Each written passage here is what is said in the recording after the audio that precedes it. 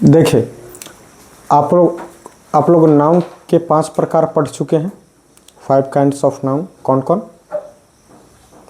Proper, common, collective, material, abstract noun पढ़ चुके हैं। देखिए, वो था जनरल। अब हम पढ़ेंगे on the basis of counting.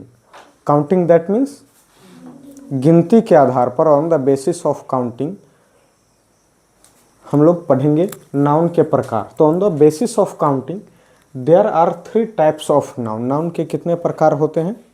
3 प्रकार। कौन कौन? Countable, uncountable and proper. इसमें देखिएगा, गिनती के आधार पर नाउन को 3 भागों में बांटा गया है। कौन कौन? वो था, देखिए, वो नाउन का वो अलग प्रकार था, वो जनरल प्रकार था। उसको इसमें काउंट नहीं कर दीजिएगा, 5 3 8 नहीं कर दीजिएगा। वो 5 प्रकार अलग था, ये 3 प्रकार अलग है। 3 प्रकार है गिनती के आधार पर। यहाँ पर 3 प्रकार में बांटा गया है। फर्स्ट होगा काउंटेबल नाउन। काउंटेबल नाउन का मतलब वो होता है वैसे नाउन, वैसी संज्ञा जिसे हम गिनती कर सके। जिसको क्या कर सके हम? जिसे हम गिनती कर सके। वो कौन से नाउन होंगे? Countable nouns. जैसे countable noun is the name of those things. Noun मतलब क्या? नाम। नाउन दैट मीन्स नाम, किसी का भी नेम होना चाहिए वो। तो काउंटेबल नाउन क्या है? Countable noun is the name of those things. Countable noun उन संज्ञाओं का नाम है, काउंटेबल नाउन उन वस्तुओं का नाम है which कैन बी काउंटेड। यहाँ पर देखिए बी प्लस वर्ब 3 है, यह है passive voice. which can be counted, जिसे गिनती किया जा सके, जिसे गिनती किया जा सके। जैसे वाटर, वाटर नहीं, वाटर नहीं ना, वाटर को गिन नहीं सकते हैं। देखिए विच कैंट बी काउंटेड डायरेक्टली, जिसे हम डायरेक्ट नहीं गिन सकते हैं, जिसे हम डायरेक्ट नहीं गिन सकते हैं। वाटर को थोड़े बोल सकते हैं देयर इज अ वाटर, एक पानी है, नहीं बोल सकते हैं डायरेक्ट। हाँ, ये बोल सकते, ए ड्रॉप ऑफ वाटर, पानी की एक बूंद। ए लीटर ऑफ ऑयल, 1 लीटर तेल, ये बोल सकते हैं। लेकिन डायरेक्ट हम नहीं गिन सकते हैं, उसको डायरेक्ट गिना ही नहीं जा सकता है वो।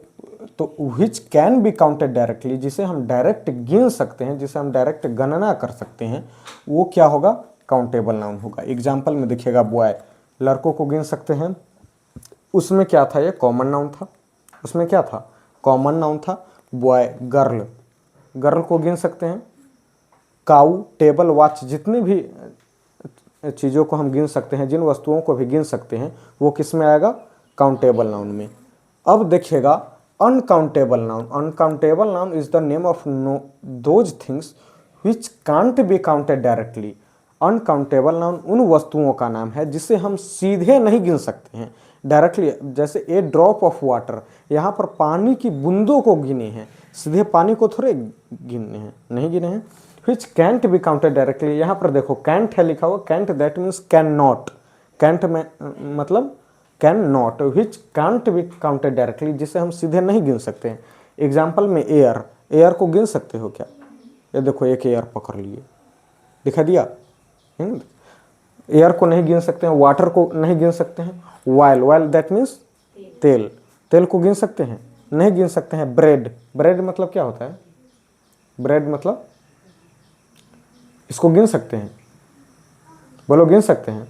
देखो, ब्रेड इसको रखा गया है, इसमें अनकाउंटेबल नाउन में रखा गया है। इसलिए रखा गया है बिकॉज एक रोटी, इसका इंग्लिश होता है ए पीस ऑफ ब्रेड।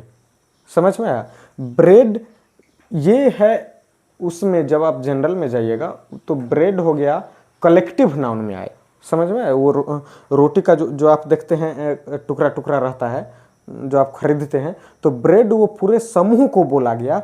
एक पीस को आप ब्रेड नहीं बोल सकते हैं, एक पीस को आप बोलेंगे ए स्लाइस ऑफ ब्रेड। घर में जो, हाँ, उसका जो आप बोलते हैं एक रोटी, तो उसका इंग्लिश होता है चपाती। क्या होता है? चपाती। आप उसको ए ब्रेड नहीं बोल दीजिएगा, ए चपाती बोल सकते हैं। ए चपाती दैट मीन्स कि आपके हाथ में जो एक रोटी आई तो वो ही एक रोटी, समझे? लेकिन आप ए ब्रेड नहीं बोल सकते हैं, 2 ब्रेड्स नहीं बोल सकते हैं। कभी भी आप यहाँ पर ब्रेड्स लिखा हुआ कहीं पर भी नहीं देखेंगे, चपातीज लिखा हुआ देखेंगे। समझे? क्यों? क्योंकि चपाती इज, यहाँ पर लिख लीजिएगा, चपाती इज काउंटेबल नाउन। यहाँ पर इसमें लिखिए, चपाती का स्पेलिंग गलत हो सकता है वो। देखो, तो ब्रेड, चपाती जो लिखा हुआ, चपाती क्या है, काउंटेबल नाउन है, और ब्रेड क्या है, होगा अनकाउंटेबल नाउन। इसलिए अनकाउंटेबल नाउन होगा क्योंकि दिस इज कलेक्टिव नाउन से आया है। कहाँ से आया है, कलेक्टिव नाउन से। रोटी का जो समूह होता है, वो ब्रेड वाला जो स्लाइस का समूह होता है, उसको हम क्या बोलेंगे, ब्रेड। सिंगल पीस रहेगा उसको हम ब्रेड नहीं बोलेंगे, सिंगल पीस को सिंगल पीस ही बोलेंगे, a piece of bread, a slice of bread. Okay, समझ में आ गया ना। तो कभी भी ब्रेड किस में जाएगा, अनकाउंटेबल नाउन में, और उसमें जनरल वाले में किस में जाएगा, कलेक्टिव नाउन में। याद रहेगा, समूहवाचक संज्ञा है। यूथ, यूथ उसमें क्या था, अब्स्ट्रैक्ट नाउन। यूथ क्या था उसमें, अब्स्ट्रैक्ट नाउन। इसमें क्या होगा, अनकाउंटेबल नाउन। जवानी को गिना जा सकता है, देखो ऋतिक के पास एक जवानी है, गिन सकते हैं क्या, नहीं ना। बुढ़ापा को गिन सकते हैं। दर्द को काउंट कर सकते हैं। पेन, पेन मतलब क्या होता है, दर्द। पेन मतलब, अच्छा पेन क्या है बताओ, अनकाउंटेबल नाउन या काउंटेबल नाउन, बताओ। Uncountable noun. और ये बोलो, ये पेन क्या है, काउंटेबल, और ये पेन क्या है, अनकाउंटेबल। इस पेन का मतलब होता है दर्द, और इस पेन का मतलब क्या होता है, कलम। आ गया समझ में, पक्का। देखिए, अब यहां पर अब आता है प्रॉपर नाउन। अब ये दोनों में से किसी किसी का पर्सनल नाम आया क्या, ये दोनों में, नहीं। अब यहां पर होगा प्रॉपर नाउन, मतलब क्या था, आप क्या पढ़े थे उसमें, किसी खास व्यक्ति, वस्तु या स्थान, जानवर का नाम हो। Proper noun is the name of particular, particular that means होता है खास, यूनिक, अद्वितीय। तो उसका कोई नाम हो, अब कोई अद्वितीय है ही, पार्टिकुलर कोई खास है ही, तो उसको क्या गिनेंगे हम। ऐसे ही लग रहा है कि वो खास है, तो फिर वो गिनती किया जा सकता है क्या। तुम्हारा नाम बोलेंगे, देखो कि एक है, अंशु का नाम बोलेंगे, एक अंशु, नहीं ना बोलेंगे, दो चार अंशु को बुला कर ले आओ। तो ये अंशु ना तो अनकाउंटेबल होगी, ना ही काउंटेबल, ना तो ये काउंटेबल नाउन में आएगी, ना ही अनकाउंटेबल। यह प्रॉपर है, प्रॉपर दैट मीन्स खास है ये, इसलिए ना तो इसको काउंटेबल नाउन में रखा गया है, ना ही अनकाउंटेबल नाउन। जो खास नाम होगा कोई, वो तो ना तो काउंटेबल हो सकता है, ना ही अनकाउंटेबल। वो अद्वितीय है, उसको गिनती नहीं किया जा सकता है। ओके, तो यही proper noun is the name of particular things, persons, places, etc.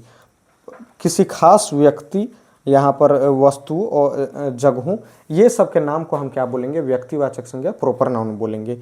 It is considered neither countable nor uncountable, मतलब इसे ना तो काउंटेबल नाउन और ना ही अनकाउंटेबल नाउन माना जाता है। ओके, समझे, ये दोनों से ये अलग हुआ, ये प्रॉपर नाउन में। एग्जाम्पल, रोहन, रोहन को नहीं गिना जा सकता है, बिहार। यहाँ पर स्टेट को गिना जा सकता है कि कितने राज्य हैं हमारे भारत में, कितने राज्य हैं। अभी तक तुम लोग 28 पर ही अटके हो, 29। तो स्टेट्स को गिना गया, लेकिन बिहार को गिना गया क्या। हमारे भारत देश में कितने बिहार राज्य हैं, एक है। एक भी नहीं बोलेंगे हम एक भी नहीं बोलेंगे, एक भी बोलना गलत होगा। क्यों, क्योंकि ये यूनिक है। क्या होगा ये, इसके पहले एक भी हम नहीं लगा सकते हैं, क्योंकि ये यूनिक है, काउंटेबल नाउन ये नहीं है, इसलिए एक हम इसके पहले नहीं लगा सकते हैं।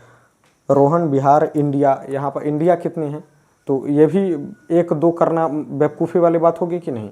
इंडिया गिना ही नहीं जा सकता है, ये यूनिक है, अनमोल है ये। ओके, गॉट इट और नॉट, तीनों आ गया समझ में। कभी भी पूछ दूंगा। देखिए, हिंदी वालों जो भी होंगे, मैं जो यहाँ पर लेक्चर दे रहा हूँ, इससे भी आप वीडियो में देख करके हिंदी लिख सकते हैं बाद में। ओके, ज़्यादा फोकस कीजिए आप लोग इंग्लिश पर ही, अच्छे से जितना बार पढ़ना हो आप उतना बार पढ़िए, उतना बार समझिए, उतना बार मुझसे पूछिए, मैं आपको बता दूंगा। और हिंदी लिखना होगा तो फिर जब मैं आपसे कुछ पूछूंगा तो आप मुझे हिंदी में भी एक्सप्लेन कर सकते हैं, नो प्रॉब्लम। ओके, ये आ गया समझ में अच्छे से, तुमको आया फुल्लो समझ। बाद में पूछूंगा तो भूल नहीं ना जाओगे। ओके, आगे मैं बढ़ूँ, चलो। अब यहाँ पर हो गया on the basis of counting. अब हम लिखेंगे on the basis of gender. Gender मतलब क्या होता है, बोलो, लिंग। लिंग के आधार पर अब नाम कितने प्रकार के होते हैं ये मैं आपको अभी बताने जा रहा हूं। तो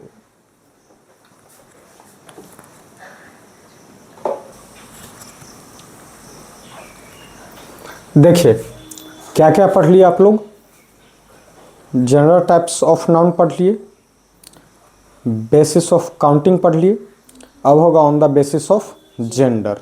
जेंडर दैट मीन्स, देखिए हिंदी व्याकरण में आप पढ़ेंगे तो लिंग दो प्रकार के होते हैं, एक स्त्रीलिंग और एक पुल्लिंग। सिर्फ यही दो होते हैं। उसमें ही मतलब जो भी होंगे सजीव निर्जीव वो सभी उसी में आ गए, समझे, स्त्रीलिंग में ही और पुल्लिंग में ही। क्यों? क्योंकि उसको सेंटेंस में पता चल जाता है कि कौन स्त्रीलिंग है कौन पुल्लिंग है। लेकिन इसमें आपको इंग्लिश ग्रामर में, इंग्लिश सेंटेंस में ये पता नहीं चलेगा कि कोई किसी भी निर्जीव को, किसी भी निर्जीव वस्तुओं को, that means non living things को इसमें नहीं रखा गया है, मैस्कुलिन और फेमिनिन में नहीं रखा गया है, क्योंकि सेंटेंस में उसका कोई यूज ही नहीं है, इसका कोई यूज ही नहीं है इंग्लिश सेंटेंस में कि कोई भी नॉन लिविंग थिंग्स जो है वो मैस्कुलिन है या फिर फेमिनिन। ओके। और वही इंग्लिश ग्रामर में नाउन को, लिंग को कितने प्रकार में बांटा गया है? 4 प्रकार में। फर्स्ट होगा मैस्कुलिन जेंडर। देखिएगा मैस्कुलिन जेंडर, मैस्कुलिन वर्ड ही आया है कहाँ से? मसल से। कहाँ से आया है? मसल से। मसल दैट मीन्स मांसपेशी, मसल दैट मीन्स मांसपेशी। मस्कुलर जैसे मांसपेशी। अब देखिएगा किसी का मांसपेशी कैसे दिखा देता है, मसल कैसे दिखा देता है। आप लोग लड़की कोई कोई धोखा से कोई कोई होगी, 100 में 1-2 होगी जो देखने में लगती होगी ब्रेव लगती होगी, जिसके पास मस्कुलिन बॉडी टाइप का रहता होगा, मस्कुलर बॉडी रहता होगा। लेकिन ज़्यादातर जनरली ये किसके पास होता है? बॉयज़ के पास होता है, मैन के पास। दैट मीन्स मैस्कुलिन, मैस्कुलर का मतलब ये हुआ कि मांसपेशी वाला बॉडी, मतलब जिसके अंदर ब्रेवरी हो, जिसके अंदर मतलब बहादुरी हो, जिसका बॉडी देखने में मस्कुलर लगे, तो वो किसका लगेगा बताओ? पुरुषों का लगेगा, पुरुषों का लगेगा जिसके अंदर टेस्टोस्टेरोन प्रवाहित हो रहा है, ये लगेगा, उसमें लगेगा कि नहीं बताइए। तो इसलिए ये वर्ड ही कहाँ से आया है? मस्कुलर से आया है। कहाँ से? मसल से। तो मैस्कुलिन जेंडर में जनरली कौन आएगा बताइएगा? जनरली क्या वही आएगा ही। तो कौन आएगा? जो मेल होंगे, मेल दैट मीन्स नर, पुरुष, मेल मतलब पुरुष। तो masculine gender refers to those living things. यहाँ पर देखिए लिविंग थिंग्स है लिखा हुआ, लिविंग थिंग्स दैट मीन्स सजीव। लिविंग थिंग्स मतलब सजीव, जो सांस ले सकते हैं, बढ़ सकते हैं, रिप्रोडक्शन कर सकते हैं, भोजन ग्रहण कर सकते हैं, वो सब किस में आ गए? मैस्कुलिन इसमें लिविंग थिंग्स में आ गए। ओके। तो यहाँ कहा गया है masculine gender refers to those living things. Refers मतलब उसको डेनोट करता है, उसके लिए कहा गया है मैस्कुलिन जेंडर। वैसे सजीवों के लिए दैट आर मेल्स, जो क्या है? पुरुष हैं। जो क्या है? जो वर्ड किसको डिस्क्राइब करता है? पुरुषों को, नरों को, मेल्स को डिस्क्राइब करता है। एग्जाम्पल में मैन, मैन मतलब इंसान, ये क्या है? पुल्लिंग है। बॉय लड़का, ये भी पुल्लिंग है। फादर, हॉर्स, हॉर्स मतलब क्या होता है? घोड़ा। और घोड़े का इंग्लिश क्या होगा? घोड़े का इंग्लिश होता है मेयर। घोड़े का इंग्लिश क्या होगा? मेयर। हॉर्स, देखिए ये जनरली न्यूटर जेंडर में आएगा। किस में आएगा? न्यूटर जेंडर में। लेकिन मैस्कुलिन जेंडर में भी इसको रखा गया है बिकॉज ये क्या पुल्लिंग है, समझे। तो ये हॉर्स, पीकॉक, पीकॉक भी न्यूटर जेंडर आया जनरली। ये इट प्रोनाउन का प्रयोग करेगा, कभी भी आएगा तो ये इट प्रोनाउन इसके लिए लगे। लेकिन पीकॉक, पीकॉक मतलब क्या होता है? मोर। और मोरनी का क्या होगा? पी हेन। कॉक का उल्टा क्या होता है? हेन। तो पीकॉक का क्या हो जाएगा? फेमिनिन, पी हेन। मोरनी का इंग्लिश क्या होगा? पी हेन। याद रहेगा। तो देखिए मैस्कुलिन जेंडर वैसे नाउन को कहा गया है, वैसे सजीवों को कहा गया है जो क्या है? मेल्स है। Masculine gender refers to those living things. Masculine gender उन सजीवों का नाम है जो क्या है? मेल्स हैं, जो पुरुष है, जिसके अंदर पौरुष पाया गया। तो वो क्या होगा? Man, boy. बताओ ब्रोदर क्या हो गया? मैस्कुलिन या फेमिनिन? ब्रोदर क्या हुआ? वो तो मैस्कुलिन होगा बिकॉज पुरुष है वो, है ना। सभी का भाई पुरुष है ना। हाँ, तो सभी किस में आएगा? मैस्कुलिन में। गॉट इट और नॉट? अब देखिएगा फेमिनिन जेंडर, फेमिनिन जेंडर में कौन आएगा? फेमिनिन कहाँ से आया है? फेमिना से आया है। फेमिनिन कहाँ से आया है? फेमिना से। अब यहाँ पर देखिएगा फेमिना मतलब होता है सुंदरता। फेमिना मतलब क्या होता है? सुंदरता। अब आप लोग देखिएगा कि जनरली ये इंसानों में सुंदरता किसके पास पाया जाता है? लड़कियों के पास, मादा के पास पाया जाता है सुंदरता। वही जानवरों में आप देखिएगा तो सुंदरता जो होती है वो पुरुषों के पास होती है। जानवरों में, पक्षियों में सुंदरता किसके पास होती है? पुरुषों के पास, मतलब जो उसमें से नर जो होंगे, नर पक्षी, नर जानवर होंगे, उसमें ज़्यादा आप देखिएगा, हिरणों को भी देखिएगा, बारहसिंगाओं को भी, तो उसमें जो मेल्स होंगे तो उसके बहुत अच्छे खासे सिंग होते हैं, और जो फीमेल्स होंगे मतलब उसका सिंग उतना सुंदर नहीं होगा। मोर और मोरनी में भी देखिएगा, मोर देखिएगा जब नाचेगा तो फिर बहुत खूबसूरत लगेगा, वही मोरनी उतनी खूबसूरत नहीं होती है, मोरनी क्रूप होती है मोर के मुकाबले। ओके, तो यहाँ पर सिर्फ इंसानों में, मतलब जनरली इंसानों में फेमिना किसके पास होगा, फीमेल्स के पास होगा, इसलिए फेमिनिन जेंडर किसको कहा गया है, फीमेल्स को कहा गया। Feminine gender refers to female living things, female that means जो स्त्री है, जिसके अंदर स्त्रीत्व है, फीमेल लिविंग थिंग्स, फीमेल सजीवों को ये रेफर कर रहा है, कौन, फेमिनिन जेंडर। आया समझ में? फेमिनिन कहाँ से आया है, ये वर्ड आया है फेमिना से, फेमिना दैट मीन्स सुंदरता, सुंदरता इंसानों में जनरली किसके पास होती है, महिलाओं के पास, इसलिए महिलाओं को किस में रखा गया, फेमिनिन जेंडर में। समझ में आया ना, इसलिए इसको फेमिनिन जेंडर कहा गया। एग्जाम्पल, वुमेन, वुमेन मतलब क्या हुआ, औरत, गर्ल लड़की, माँ, ये mayor that means Ghori, mayor मतलब क्या हुआ, घोरी, पीहन, पीहन मतलब मोरनी। आ गया समझ में? ये सब किस में आएंगे, फेमिनिन जेंडर में। ये सब फीमेल्स हैं तो किस में आएंगे, फेमिनिन जेंडर में। गॉट इट और नॉट? Very good. अब हम देखेंगे कॉमन जेंडर। कॉमन जेंडर, इसका मतलब आप ये नहीं समझिएगा कि जो दोनों है, आप ये नहीं समझ लीजिएगा कि जो दोनों है। जैसे यहाँ पर जब आप बायोलॉजी पढ़े होंगे तो फिर थर्ड जेंडर के बारे में मैंने आपको बताया था, तो वो ये थर्ड जेंडर नहीं है, समझे? ये है कॉमन जेंडर। मतलब कॉमन जेंडर यहाँ पर इंसानों को नहीं, यहाँ पर ये वर्ड के बारे में बताया गया है। Common gender refers to those words, उन शब्दों को बताया गया है जिससे ये पता नहीं चलता है कि जिस इंसान के बारे में ये कहा गया वो मेल है या फीमेल। जैसे मैंने कह दिया टीचर, क्या टीचर कहने से ये पता चला कि जो जिसके बारे में आपने कहा है वो सर है या मैम है? नहीं ना, ये पता नहीं चला।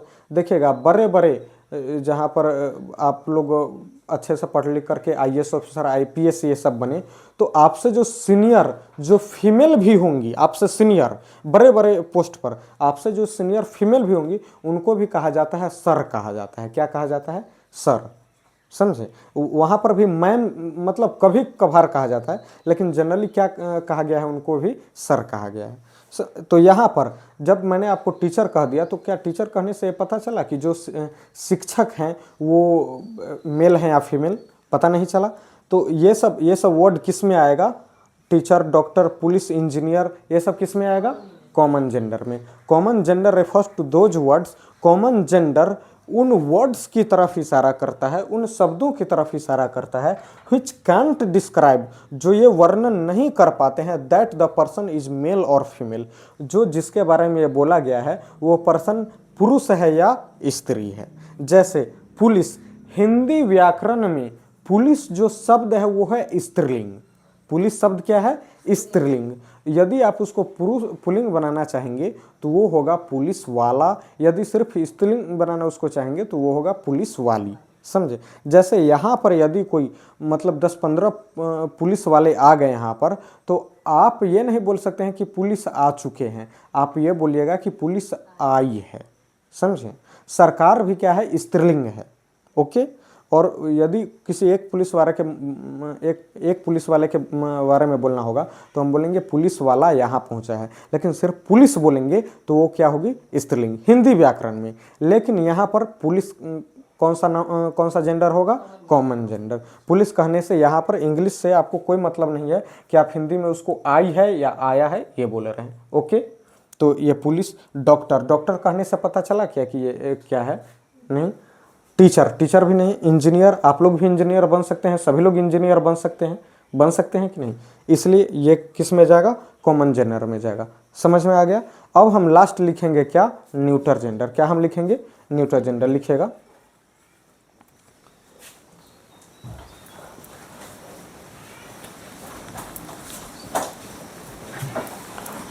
पढ़ो बाबू लोग, ध्यान से पढ़ो, अच्छे से पढ़ो।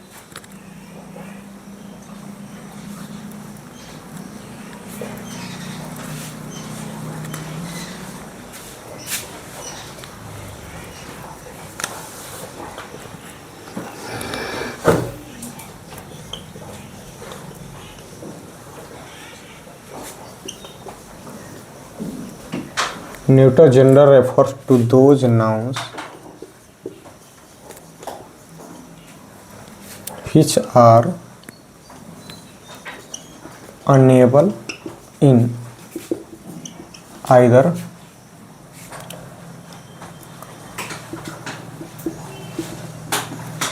thinking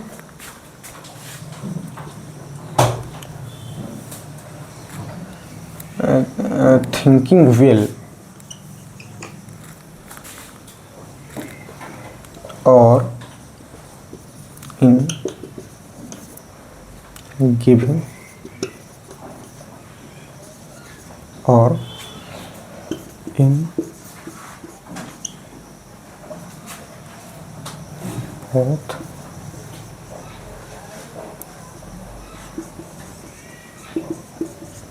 characteristics.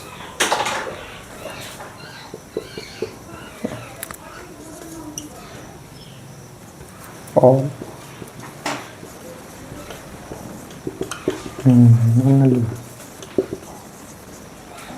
yes.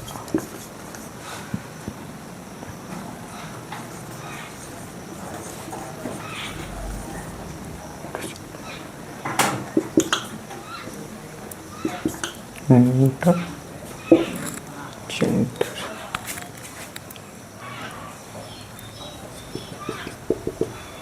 एग्जाम्पल में ऑल नॉन लिविंग थिंग्स भी आ गया।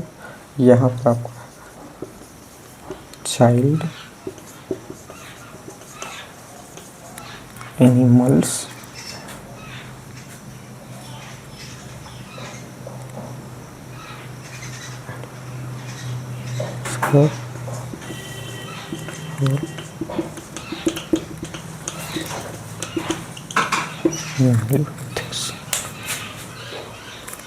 देखिए ध्यान दीजिए, neuter gender, neuter gender that means ये फोर्थ पार्ट है किसका, on the basis of gender noun का ये फोर्थ पार्ट है। देखिए न्यूटर जेंडर, NEN नहीं लिख लेना बुआ, NEU है ये, NEU। Neuter gender refers to those nouns, neuter gender उन संज्ञाओं का नाम है which are unable in either thinking। अब यहाँ पर देखिए जनरली लोग जानते हैं कि न्यूटर जेंडर है निर्जीवों का नाम, किसका है, निर्जीवों का नाम। अब ये बताइए कोई बच्चा है उसको भी रखा गया है किसमें, न्यूटर जेंडर में रखा गया है। अब उसकी माँ को जाकर आप बोलिएगा कि आपका बच्चा निर्जीव है तो वो आपको जिंदा छोड़ेगी? आपका बच्चा निर्जीव है, निर्जीव मतलब क्या चीज़ होता है, जिसमें कोई प्राण नहीं हो। तो किसी माँ को जाकर आप बोलिएगा कि वो बच्चा जो है वो निर्जीव है तो मतलब आपको जान प्राण छोड़ेगी कि नहीं, बताइए? तो जान ले लेगी आपको। देखिए निर्जीव नहीं, जितने भी निर्जीव हैं वो सभी क्या हैं, न्यूटर जेंडर हैं। लेकिन जितने भी न्यूटर जेंडर है वो सभी निर्जीव में, वो सभी निर्जीव नहीं है। गॉट इट और नॉट, ये समझ में आया? जितने भी निर्जीव हैं वो सभी क्या होंगे, न्यूटर जेंडर। लेकिन जितने भी न्यूटर जेंडर हैं वो सभी निर्जीव नहीं होंगे। कैसे, देखिएगा, neuter gender refers to those nouns, neuter gender उन संज्ञाओं को कहा गया है which are unable in either thinking well। मतलब या तो अनेबल मतलब होता है असमर्थ होना, अनेबल मतलब क्या, असमर्थ होना, किसी भी कार्य को न कर पाना। किसी काम में यदि कोई असमर्थ है तो उसको हम बोलेंगे अनेबल इन दैट वर्क। तो which are unable in either thinking well, या तो वो अच्छी तरह से सोचने में असमर्थ हैं, अच्छी तरह से सोचने में। जैसे कोई बच्चा है वो अच्छी तरह से सोच सकता है क्या, नहीं ना, कुछ भी सोच सकता है, नहीं सोच सकता है। which are unable in either thinking well और in giving birth, या फिर किसी, या फिर अपने जैसे संतानों को जन्म नहीं दे सकते हैं, या फिर वो रिप्रोडक्शन में वो अनेबल हैं, तो फिर वो किस में आएंगे, या फिर दोनों ही लक्षणों में वे असमर्थ हैं तो वो किस में डाला जाएगा, न्यूटर जेंडर में। या तो वो अच्छी तरह से सोचने में, या फिर रिप्रोडक्शन क्रिया दैट मीन्स प्रजनन करने में या असमर्थ है, गिविंग बर्थ, किसी को जन्म देने में, अपने जैसे संतानों की उत्पत्ति करने में यदि वो असमर्थ हैं, या फिर अच्छी तरह सोचने में, या फिर दोनों। क्या कोई भी निर्जीव ऐसा है जिसमें दोनों कैरेक्टरिस्टिक है, जिसमें दोनों कैरेक्टरिस्टिक है? कोई भी निर्जीव ऐसा है जिसमें दोनों गुण पाए जाते हैं, जो अच्छी तरह सोच सकता है और अपने जैसे संतानों की उत्पन्न कर सकता है? जैसे कुर्सी अपने जैसे संतानों की उत्पन्न करता है कि नहीं, करता है कि नहीं, बताओ, करता है कि नहीं, बोलो तो। दिमाग है ना तुम सबका यहाँ, अपने जैसे संतानों, तो ये क्या हो जाएगा, न्यूटर जेंडर होगा। क्या होगा, न्यूटर जेंडर होगा। ये कैमरा जो सामने है, क्या ये अच्छी तरह सोच सकता है क्या, नहीं सोच सकता है। अब ये सब भी जो है ना, मोबाइल भी अच्छी तरह से सोचने लगा है। अब आर्टिफिशियल इंटेलिजेंस का ज़माना आ गया है, तो सोचने लगा है, लेकिन बस ये अपने जैसे बच्चों को ये जन्म नहीं दे सकता है। दे सकता है क्या, नहीं। तो या तो वो फिर अच्छी तरह सोचने में या फिर अपने संतानों की उत्पत्ति करने में, ये दोनों में क्या हो, असमर्थ हो, तब उसको हम क्या किस में डालेंगे, न्यूटर जेंडर में डालेंगे। जैसे और नॉन लिविंग थिंग्स, जितने भी निर्जीव वस्तु होंगे वो सभी क्या होंगे, न्यूटर जेंडर, वो सभी क्या होंगे, न्यूटर जेंडर। जैसे चाइल्ड, कोई बच्चा हो गया, वो ना तो सोच सकता है, ना ही अपने जैसे संतानों की उत्पन्न कर सकता है वो, तो चाइल्ड किस में जाएगा, न्यूटर जेंडर में जाएगा। एनिमल्स जो होंगे, जितने भी एनिमल्स होंगे, तो वो किस में जाएंगे, न्यूटर जेंडर में जाएंगे। क्यों, क्योंकि अपने जैसे संतानों की वो तो उत्पत्ति कर सकते हैं, रिप्रोडक्शन कार्य तो कर सकते हैं, लेकिन क्या उनका सोचने समझने की शक्ति उतनी विकसित होती है क्या। देख रहे हो ना, हाथी जैसा प्राणी इतना बलशाली होकर भी यदि उसके पास दिमाग होता तो क्या एक कमजोर किसी इंसान के पकड़ में आ पाता क्या, नहीं ना, किसी कमजोर इंसान का गुलाम बन पाता क्या, नहीं बन पाता। वो सोचने में असमर्थ है, इसलिए उसको कहाँ डाला गया है, न्यूटर जेंडर में। ऑल नल और जितने भी निर्जीव वस्तु होंगे वो सभी किस में आएंगे, न्यूटर जेंडर में। ये neuter gender generally it pronoun का प्रयोग करता है। किस प्रोनाउन का, इट का। जैसे लड़का के लिए क्या लगता है, ही लगता है, लड़की के लिए सी, और बहुत सारे हैं तो दे लगता है, लेकिन इसके लिए जनरली क्या लगेगा, इट प्रोनाउन का प्रयोग। यदि यह आ रहा है उसके लिए इट प्रोनाउन का, आपको मैं आगे बताते रहूँगा तो फिर उसमें पता चलेगा। यह आया समझ में, ये आ गया ना समझ में अच्छे से। इसलिए चाइल्ड को भी किस में डाला गया, न्यूटर जेंडर में, क्योंकि वो जब सियाना हो जाएगा तब फिर उसमें दोनों शक्तियाँ आएगी, दोनों में वो सक्षम हो पाएगा। एनिमल्स में सिर्फ एक होते हैं, वो सिर्फ बच्चे को जन्म दे सकते हैं, लेकिन वो अच्छी तरह से सोच नहीं सकते हैं। और ओनली ये तो आ गया समझ में। देखिए, human is a social animal. Human भी एक क्या है, जानवर ही है, प्राणी ही है, लेकिन वो कैसा है, सामाजिक प्राणी है। उसमें उसके अंदर सभ्यता है, वो गंदगियों में नहीं रह सकता है, क्योंकि उसके पास सोचने समझने की क्षमता है, समझे, इसलिए उसको कहा गया सामाजिक प्राणी कहा गया। तो जितने भी एनिमल्स यहाँ पर मनुष्यों को छोड़ करके, होमोसेपियंस को छोड़ करके बाकी जो भी जानवर हैं उनको कहा गया है। तो जितने भी जानवर होंगे वो रिप्रोडक्शन की क्रिया कर पाते हैं, लेकिन सोचने समझने की क्षमता उसमें नहीं है, सभ्यता नहीं है, इसलिए इनको कहाँ डाला गया है, न्यूटर जेंडर में डाला गया है। गॉट इट और नॉट, गॉट इट। वेरी, आज के लिए इंग्लिश इतना ही, आप लोग अच्छे से नोट कर लीजिए, अच्छे से पढ़ते रहिए। अब हम नेक्स्ट क्लास मैथमेटिक्स पर चलेंगे, यहाँ पर इसको द एंड किया जाए।